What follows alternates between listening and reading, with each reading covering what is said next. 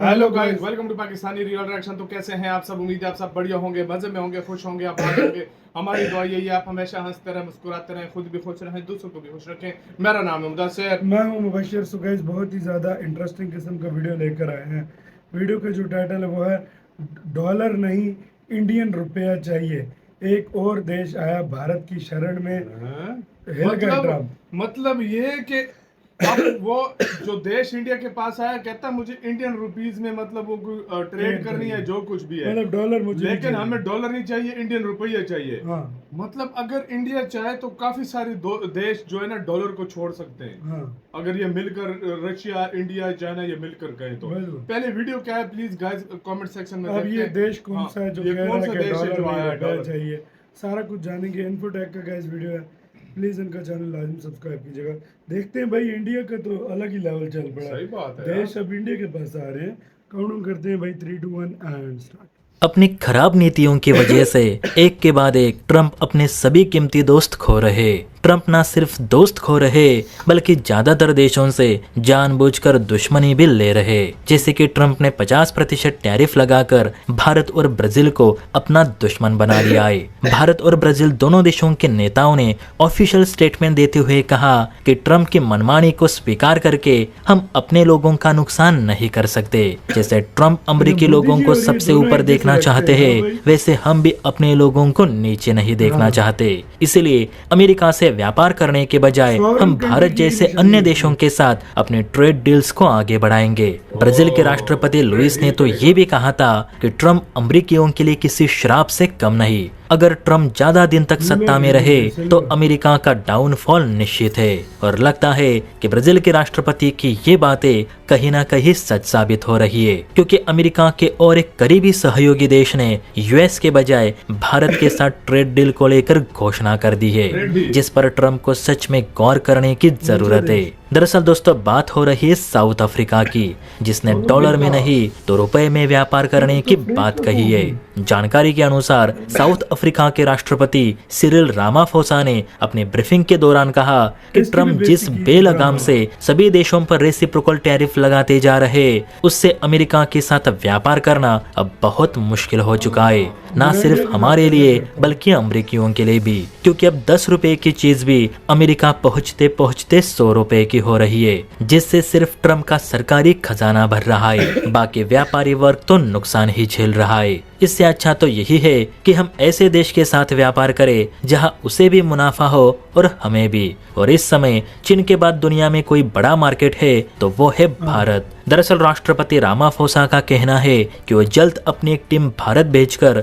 दोनों देशों में लोकल करेंसी में व्यापार करने पर सहमति हासिल करना चाहते। फिलहाल साउथ अफ्रीका का पूरा विदेशी व्यापार डॉलर में ही हो रहा है, जिससे लेकर उसे अमेरिका को भारी कमीशन भी देना पड़ता है। और अब तो ट्रंप ने टैरिफ लगा दिया है तो उसका चार्ज अलग से लग रहा है। इस समय ट्रंप ने साउथ अफ्रीका पर भी 30% टैरिफ लगा रखा है। साउथ अफ्रीका एक ब्रिक्स सदस्य देश है तो ट्रंप ने इसे भी नहीं छोड़ा। यही कारण है कि राष्ट्रपति रामाफोसा ने अब भारत के साथ अपने व्यापार को बढ़ाने पर जोर दिया है। आपकी जानकारी के लिए बता दूं कि भारत अफ्रीका का व्यापार 100 बिलियन डॉलर्स तक जा पहुंचा है। चीन और यूरोप के बाद भारत अफ्रीका का तीसरा सबसे बड़ा निर्यातक देश है, जबकि अफ्रीका हर साल 40 बिलियन डॉलर्स का साजो सामान भारत से आयात करता है। और 2030 तक ये व्यापार 2 गुना करने का लक्ष्य ब्रिक्स शिखर सम्मेलन में मोदी और रामाफोसा ने रखा है। इसीलिए अगर ये व्यापार लोकल करेंसी में हो तो बहुत से पैसे भी बचेंगे और लेन देन में भी आसानी होगी। और सबसे बड़ी बात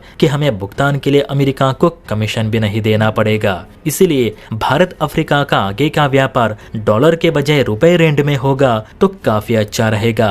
रामाफोसा का कहना है कि साउथ अफ्रीका भारत के साथ मिलकर न सिर्फ पारंपरिक व्यापार को बढ़ावा देना चाहता है बल्कि डिफेंस सेक्टर में भी नई उपलब्धियां हासिल करना चाहता है। अब देखा जाए तो अभी तक भारत सरकार ने इस पर कोई भी रिप्लाई नहीं दिया, लेकिन मेरे हिसाब से देना चाहिए, क्योंकि भारत जितने ज्यादा देशों के साथ लोकल करेंसी में व्यापार करेगा वो उतना ही बेहतर और आसान रहेगा। साथ ही धीरे धीरे रुपए का दुनिया में रुतबा भी बढ़ेगा। आपको क्या लगता है दोस्तों, क्या हमें साउथ अफ्रीका के साथ रुपए रेंड में व्यापार करना चाहिए या फिर नहीं? इस पर आपकी क्या सोच है, नीचे कमेंट करके जरूर बताइए। और हाँ, वीडियो अच्छी लगी हो तो बेल आइकन प्रेस करके चैनल को लाइक एंड सब्सक्राइब जरूर करें।